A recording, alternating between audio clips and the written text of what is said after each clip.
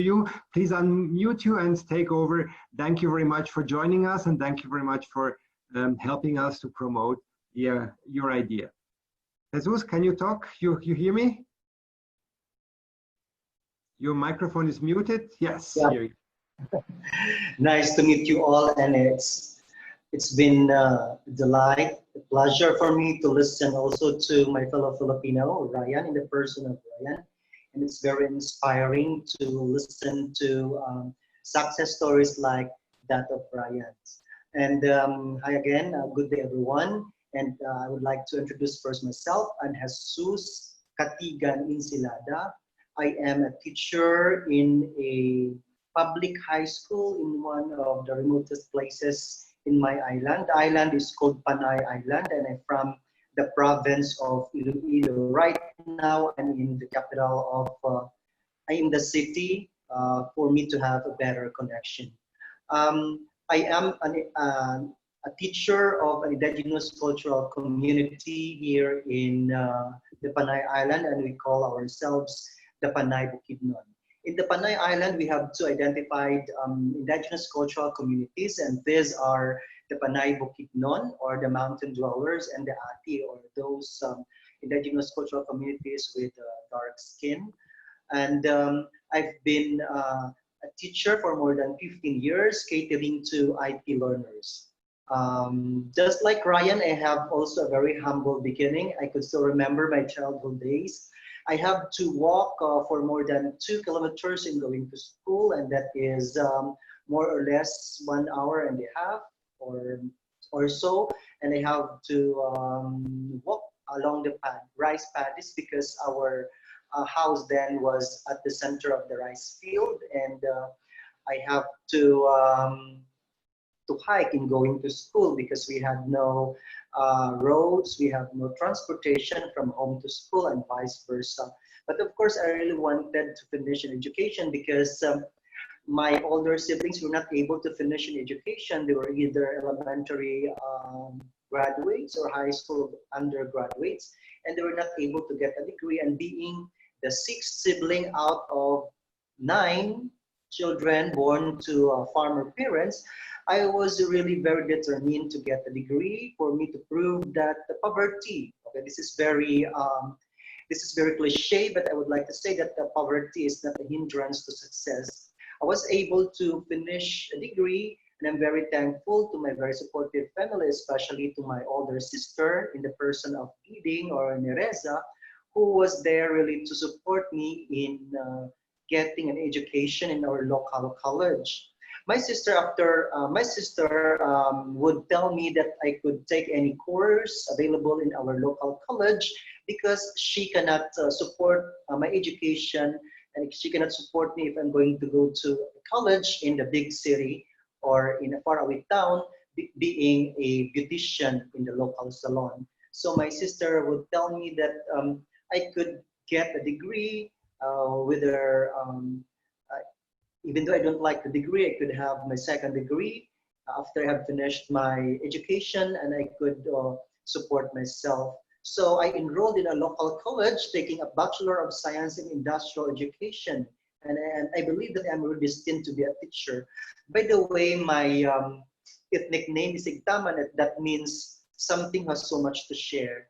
Igtaman. So among us Panay Bukidnon, we have our ethnic name, and that is what we call Patama, and that is really aptly given to us. And I live by my Patama, which means someone who has so much to share. And as a teacher, I believe that I have so much to share, and I could really share myself, especially my inspiration, my inspiring stories to my fellow IPs, or indigenous peoples, because it's very inspiring to see them also strive hard to finish their education. And I think that one of the most important lessons that I could share to my IP learners is my life story itself. It is a story of determination, a story of hardship, and a story of overcoming the challenges in my life. Right now, I am a living testimony that wherever you're coming from, you can be someone, you can have a place under the sun. if you just persevere and you just believe in yourself, and most of all, you believe in God, that something will really happen in you. I just can't imagine how I was able to overcome the hardships I had. I have told you that I have to walk, I have to hike from home to school, I have to skip meals just to be able to attend my classes in the afternoon. Whenever I could not have my packed lunch, I will just skip my lunch in order for me to attend, or else I will be late with, or not be able to attend my first or second periods in the afternoon if I have to go home and then spend 1.5 hours just for one way. So I have to skip my lunch if I was not able to pack my lunch. So I have just to contain myself with my hunger so that I could attend my classes in the afternoon. I have so much hardships when I was a student. I have to help my parents in the farm during Saturdays and Sundays so that I could support myself, also pay my school fees and other miscellaneous fees in schools. So I have to support myself.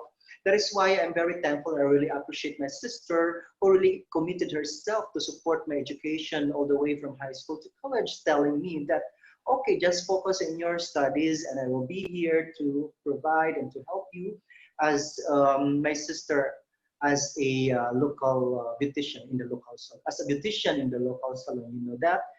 Beautician or manicurist or pedicurist or yeah, someone who works in the salon. Um, and and gladly, I would be very happy to share with you that I finished my degree in 2000, and right after my graduation, I was able to hurdle the licensure examinations for teacher. I was able to teach in our own community school, serving my fellow indigenous learners, my fellow indigenous peoples, the fellow members of the indigenous cultural communities. And I think that my greatest contribution to my community is to serve as their inspiration. My life story could be one of the best lessons that I could tell them, telling them to persevere, to work hard in order to reach their abode destinations in life. Right now, I am a school head, a school principal, and at the same time, the focal person of the indigenous people's education in my school's division.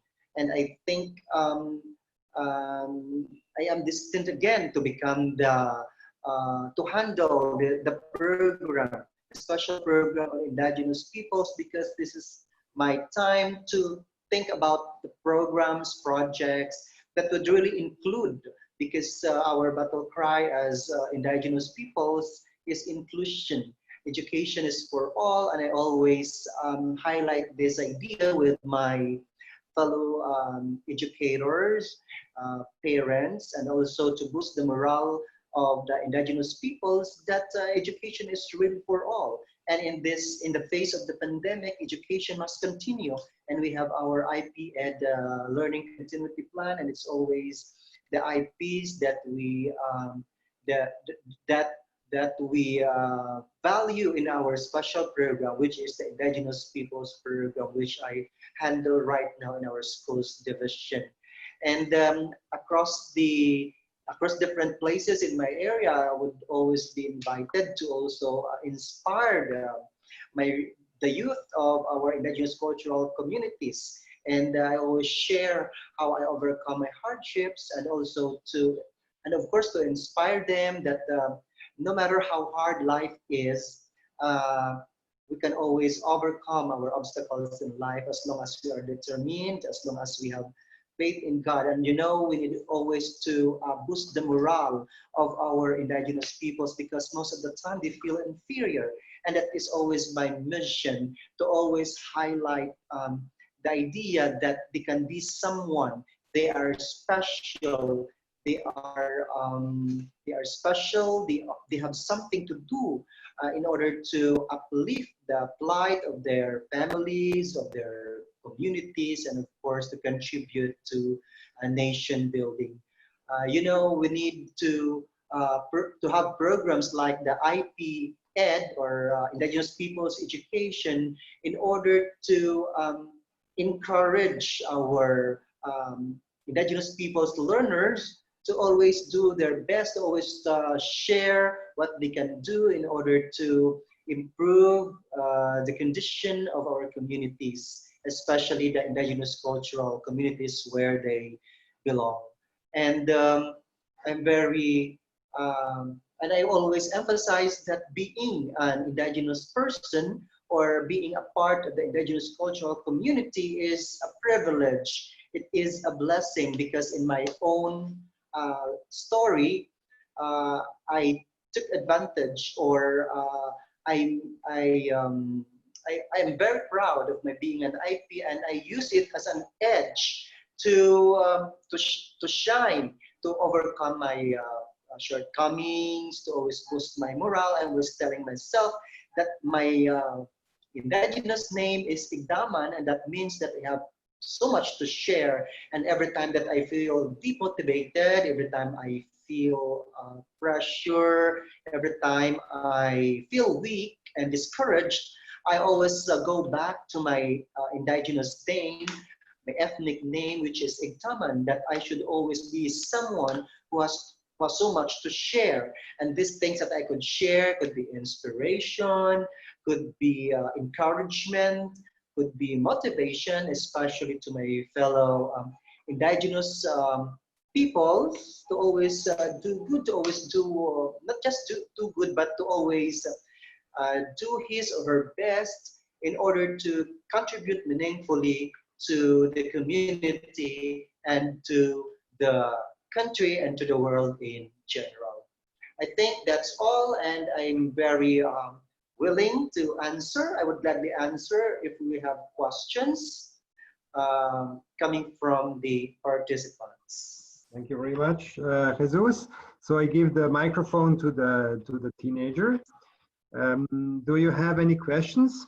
Something to you want to know about his life, or about Jesus' life, or his initiatives?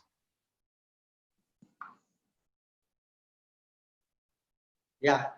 Maybe Well, you would like to know more about culture-based education. Maybe you would like to know more what I do for inclusive education, and maybe you're intrigued with what I'm wearing right now. Maybe, maybe you like the colors of what I'm wearing right now, and maybe you want to know more about this. well, I think we have just the example. You have a couple of our teenagers around you, and then you inspire. That's actually your job. What would you like to give them? Like, if they feel like, I don't have inspiration, I don't, just me or the participants here as your targets, like, how would you inspire them? I think that's your job. That's the thing you're really very good at. What you do with your pupils when you feel, they don't feel empowered, they don't feel, I don't know, they think they don't have any future or whatever. Just try to do it with us, please. I'm happy to see that. How you do it, how you perform, what you give them exactly, just as one example.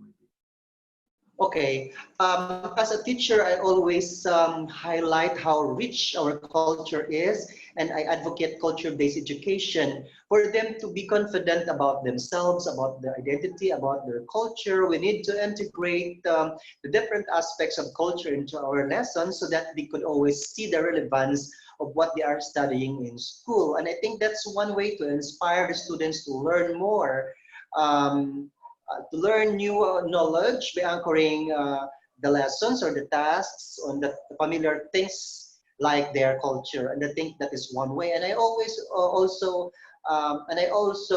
encourage my fellow youth to always share their talents. I always give platforms for them to shine, to participate in the different activities where they could showcase their talents and their abilities as indigenous peoples.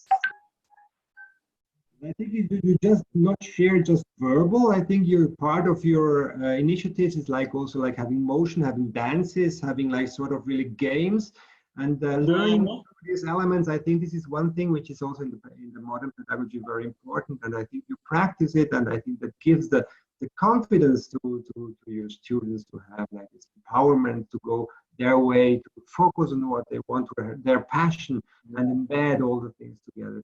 I think that's also something that you are really promoting in a very good way, and that's why you won also this very.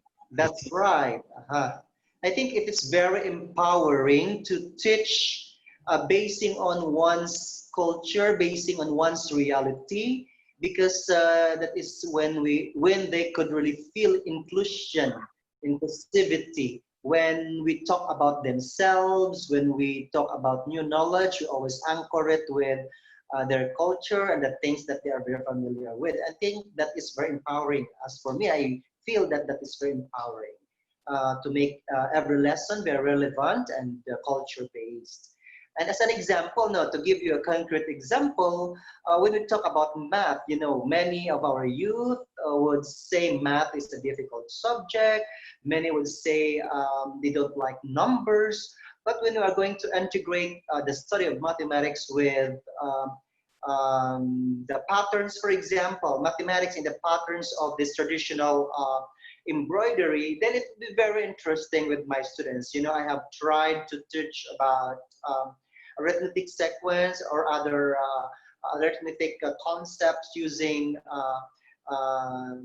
the patterns in our embroidery. And I think that is one best example, not to talk about mathematical concepts using the things that are very familiar with them, be it in our embroidery patterns or in their everyday life there, which are considered as part of their culture, their identity, and their life ways as a people. Well, if there is no question from the audience, I have just one last question for both of you, actually, for Ryan and for you. You know, we have a community of young people, of teenagers, which also want to be engaged in sort of like trying to help or trying to connect. What would be the best way you think that these teenagers could participate to your community of students or to the teenagers there? How could they connect? How could they help? How could they contribute? You have any suggestions or any channels or any information related to that? How could they do that? Mm-hmm. So in this time of the pandemic, you know, we're always capitalizing on technology. We make use of the the online platforms in order to communicate, and I think we could have an array of online platforms where we could communicate. Of course, I have my FB account in the name of Jos Adalisni, JOSSADALISNI, and they can reach out me through that FB account. And of course, through that, we could communicate and decide on how we could collaborate. You know, our students back home or our students here would like to connect also with the students from abroad. And I think once we have tried that, wherein our students could talk to other young people from other countries virtually, and I think they could exchange a lot of ideas about their conditions, about their aspirations, and about possible collaboration that they could do or we could do through the intervention of online technology or applications.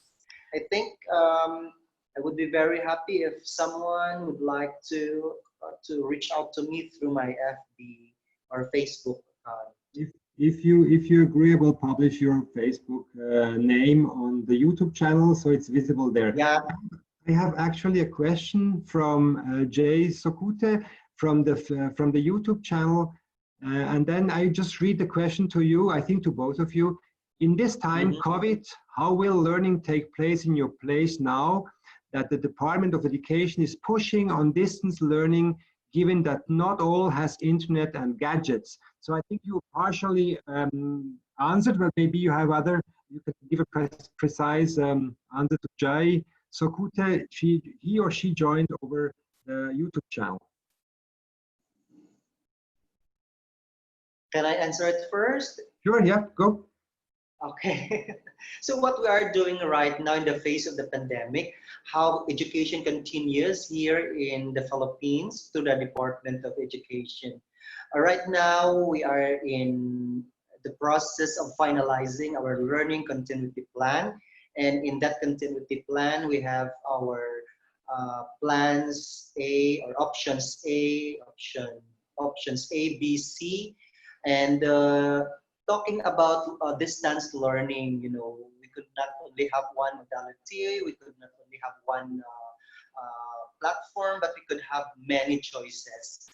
Here in my school, specifically in my school, we are going to adopt distance learning by focusing on modular scheme modular scheme with a little of online because internet connectivity is not that reliable. So they can also use in communicating with their teachers, the students or the learners could make use of SMS to their cell phones, or maybe they could call, or maybe they could make use of their social media accounts like Facebook, wherein they could use the messenger.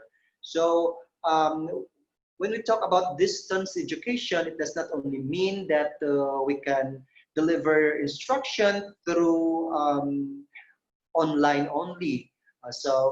We have other modalities like um, the printed module. They could also have the electronic copy of the module.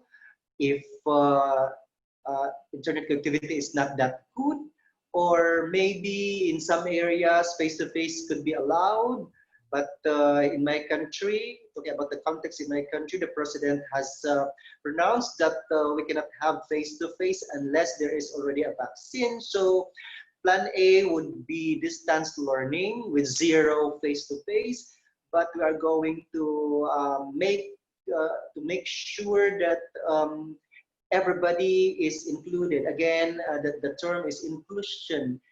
Everybody should be catered to with the modality that we are going to use. So specifically in my area, we'll be adapting distance learning by focusing on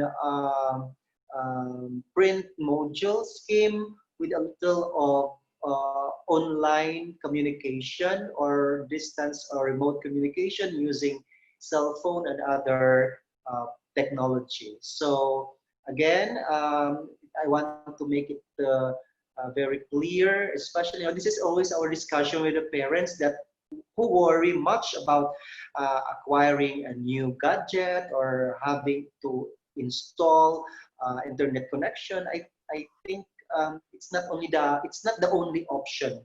We could always decide what's best for our learners, and we are going to decide collaboratively. We are going to decide as one. We need to communicate also with our stakeholders on what we can do so that we could always highlight inclusion. We could always highlight education for all, which is the battle cry and the global advocacy of the UNESCO of the United Nations. Thank you very much, and that is only Very much. the idea. Actually, yeah, thank you very much. Also, Jesus invited me to have a presentation at his school recently, and I was really impressed also about really the eager and the interest of the teachers who are willing to implement, to keep on teaching, even in this difficult situation of the pandemic, and even even though the students and the teacher themselves, they don't have really the opportunity because they don't have network, they don't have gadgets, as you mentioned before, but try to deal with this low-tech situation and try to maximize the way that actually the goals can be achieved as well by through using the specific method you mentioned before and others as well. So I think also for the community here, if there are some participants from overseas, from wherever they hear this channel, please feel free to contact directly Jesus or to contact me, and I will be happy to bridge this this communication and help out with the needs you encounter in your community right now. Thank you very much to you for this presentation, And I hope we will keep in touch for sure for the initiative you're doing, for what my interests are, and I think everybody is happy to having you here, both of you from the Philippines. That's the end of the session. For today, we will meet again in a couple of hours. So Jesus, if you find time, I know it's going to be late for you. We will have a next session tomorrow morning, or sorry, tomorrow again from